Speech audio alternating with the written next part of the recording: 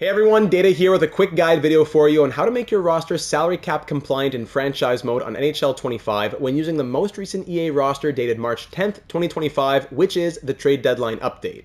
I put out a cap compliance guide earlier on in the year, but now that the trade deadline has passed, the cap situations around the NHL have drastically changed, like in Dallas and Florida, which means if you don't make these changes or changes that are similar that have the same effect, then your franchise mode will be heavily altered for many seasons to come. Your save file over the course of the first maybe 8-9 seasons will have alterations that you don't want to see there. So when you're making these changes, you can go ahead and follow along with the timestamps down below. There's a few things that you'll need to know. You can go ahead and jump ahead to the actual changes themselves if you know exactly what I'm talking about. But if you're maybe watching this saying, why would I make these changes? What do they mean? Well, first things first, let me just tell you that LTIR is not factored into the EA NHL games. So for example, if I go to the Dallas Stars, who are using a ton of LTIR right now between Miro Heiskanen and Tyler Seguin, if I start a franchise mode save file, it won't take that into account. It'll try to fit everyone within the salary cap. So Mikko Rantanen, forget his 24-25 salary of $4.625 million.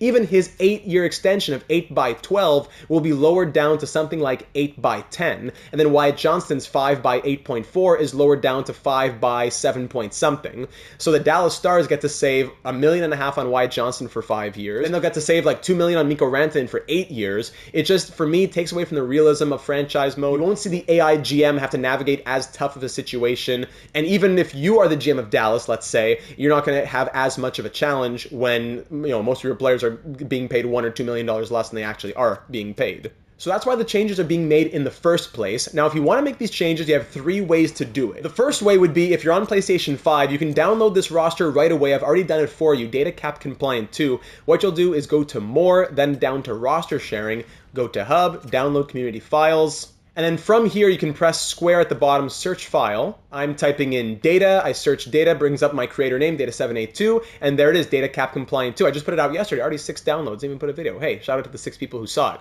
So Data Cap Compliant 2 is already out there, and it has the rosters compliant as of March 10th, which is the trade deadline update. So if you're on PlayStation 5, boom, there you go. None of my additions are being made at all. Data Franchise V1, V2, and even coming out soon V3, that has created players, that has overalls being altered because EA is just crazy. That'll be a separate video that I put out later this evening that has not only the breakdown of the trade deadline update from EA, but also what did I change in it and what does Data Franchise V3 have, which I haven't put out just yet. Again, if you're watching at time of recording, but in a couple hours would be out. So Data Cap Compliant 2 if you're on PS5, or there's a couple different ways that you could do it yourself. You can follow along in this video, watching it and making the changes as the video goes along, pausing it. Or third, you could follow the link in the description to my annual Puckpedia article, which has been updated a few times throughout the year, but definitely will be updated now with all these changes. And you can read through those different alterations, and you can maybe move around and make different ones that you'd like. I took $1 million off of this person's contract. You want $1 million off of somebody else's contract. It's up to you, but all of my changes will be written out for you along with some of my rationale behind it.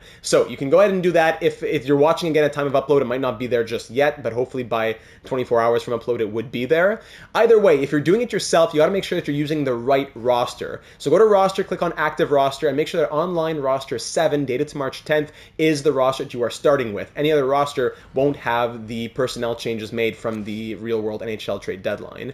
Once you're using the right roster, you'll go to edit player and you'll start scrolling through teams, making changes where needed. So any team that does not need to have any changes made to it is a team that you could start franchise mode, and all the actual AAVs are still their AAVs. So let's start running through it. It shouldn't take too long here. Anaheim, Boston, Buffalo, Calgary, they're all good to go. The Carolina Hurricanes are also good to go, but for some reason, EA got Jacob Slavin's contract extension wrong. I'm sure there's more that EA has gotten wrong that has flown under the radar, but for example, Slavin is signed on to an 8x6.395 million extension, but for some reason, Slavin here is signed at 6.46. It's not like they rounded up to 6.4, no, 6.46 and not 6.395. So I'm not sure why that happened, but if you want to make that change, you can do it to reflect reality. If you don't, it won't harm the Hurricanes, but just wanted to put it out there. That's one thing that I caught. I wouldn't be surprised if there were some others. Chicago, nothing. Colorado now. Definitely a couple things you can do in Colorado with the LTIR being used on Gabe Landeskog. So number one, you can just straight up transfer Gabe Landeskog off of the Colorado Avalanche. Either drop him to free agency and he'll stay in the NHL and someone else will sign him, or you can transfer him to an international team and completely remove him from the league. It's going to depend depend on what you want to do with Gabe Landeskog. So removing him from the Avs will solve their problems. If not, you got to free up a decent amount of money. And my way of doing it, instead of, for example, putting like Brock Nelson to league minimum or something, we have to make alterations to 3 players, bring his $2.5 million cap hit down to 1.75, then go over to Ryan Lindgren, bring his 2.25 down to league minimum at 750K.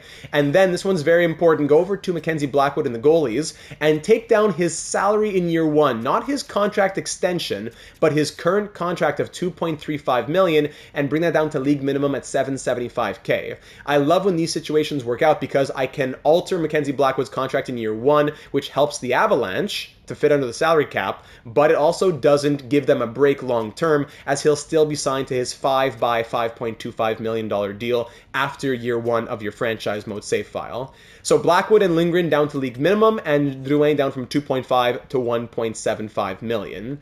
Over to Columbus, they actually need you to increase a contract. So you can go to any expiring contract and increase it by about 500K. What I did was Ivan Provorov from 4.725 to 5.225, and that does it for the Blue Jackets. Instead of guys like Werenski being bumped up to making 9.7 for the next 4 years, he's still at his 9.585. So just one small thing to do, the only team that you have to actually add salary to. Now here's the big one. The Dallas Stars are definitely in quite a complex situation with all the LTIR currently going to Heiskanen and to Sagan. So here's the way that I find is the best. But of all the changes I've ever made to a team, this is the one that kind of goes the most into the future. Some players with 2 or 3 years left on their deal are being affected, which I really don't like. That's a problem because a lot of the big names here in Dallas are signed on longer term. Unless you're going to do something major like bringing Jason Robertson, who's an 89 overall, down to league minimum, which I prefer not to do, you got to find creative ways of going around that. So my solution for year 1, all you need to do, if you're doing just a 1-year franchise mode, all you got to do is free up about $2 million. So Jamie Benn from $9.5 million to $7.5 million. That's it. But if you're playing beyond year 1, the extensions to Lindell, to Johnston, to Rantanen are all being affected. So you also need to reduce salary. So you'll also need to reduce salary on any player who signed for 2 years or more. So the way that I did it was Mason Marchment from $4.5 million down to $1.5 million. So $3 million off of him.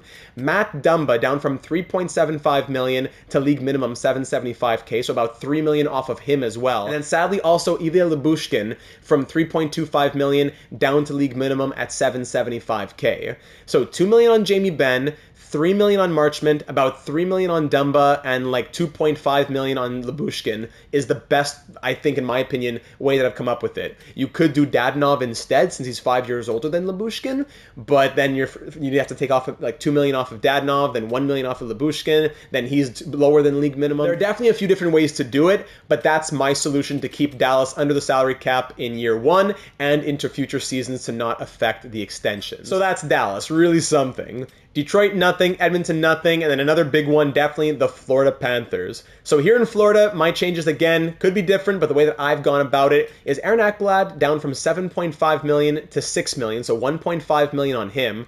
Carter Verhaeghe, his contract, not his extension of 8x7, his contract in year 1 of $4.165 million, down to league minimum at $775K, so we're saving like $3.3 million, something like that. Then also you want to go over to the goaltenders and reduce Vitek Vanacek, his 1 year $3.4 million, bring that down to league minimum as well. And finally, Nico Sturm, his 1 year contract of $2 million, down to league minimum too. So Sturm, Vanacek, Verhaeghe, all down to league minimum, as well as about $1.5 million on Aaron Ekblad from 7.5 to 6. Not ideal. I hate having to affect that many players, but that's how I found the best way to be in Florida. LA, Minnesota, Montreal, Nashville, New Jersey, the Islanders, the Rangers, the Senators, the Flyers, the Penguins, the Sharks, the Kraken, the Blues, all good to go. Now we get to the Tampa Bay Lightning. After every trade deadline, we're always talking about the Lightning. What we got to do here is find a contract with 2 years left on it and take about $2 million off of it. It can't be just an expiring deal, because then we're getting into the extension of Victor Hedman as well. So when we look at the 2-year contracts left, I found the best one to alter would be Ryan McDonagh. So bring him down from 2 by 6.75 to 4.75. I don't like getting to give Tampa a break of $2 million off of one of their older players. But it's either that or maybe JJ Moser down to 1.375, or even Bjorkstrand down to 3.4.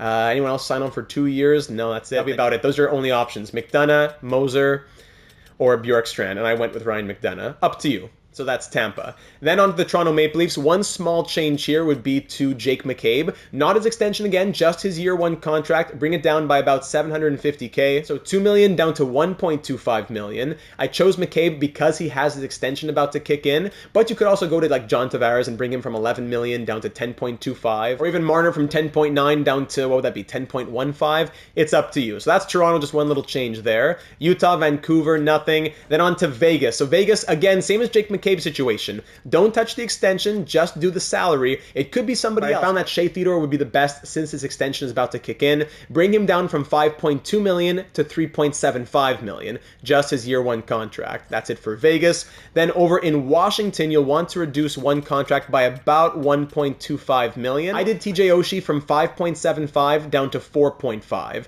It's still a tough contract for the 37-year-old who's listed as an 80 overall, but it just helps to free up money off of a player who's not one of the bigger names, I suppose, in Washington that the AI might trade for draft picks because they got such a good deal at a high overall for such a low AAV type of thing. And after Washington, that does it. Nobody needs to be changed in Winnipeg, and there you have it. This trade deadline roster really comes down to Colorado, Florida, and Dallas. Aside from that, a little bit in Vegas, a little bit in Toronto, a little bit here and there, but most of the league is pretty much good to go. One other thing you can do, which doesn't affect the AAVs or anything like that, would be player movement. I always do this in my rosters, so I would go to free agency, for example. I'll take Carter Hart, guys who are retired like Blake Wheeler, Marco Scandella is also retired. I'll take them and transfer them to an international team to get them out of the NHL, and I'll also go and drop players who are still on teams, but of course have unofficially retired. Like in Chicago, there's Shea Weber. In Montreal, there's Carey Price. I'll take them. I'll throw them onto an international team or drop them to free agency, and that will just free up a roster spot on that team since, again, there's no LTIR. So there you have it, ladies and gentlemen, the trade deadline cap compliance update for you. Remember, if you're on PlayStation 5, you can go ahead and download that right away with Data Cap Compliant 2, or you can download my roster Data Franchise V3 coming out in the next few hours, which will have these cap compliant fixes as well as overall fixes and a few other things to just the kind of crazy EA rosters. I'll get into that in my next video. It'll be in the end screen if you want to go ahead and click on that, like Jake Wallman, 87 overall, stuff like that. Things that are just a bit too crazy for me. So thanks for watching. Hope that it's helpful. Leave any questions in the comments down below. Subscribe for more guide videos as well as our franchise modes and much more here in the channel. I look forward to seeing you again in the next one.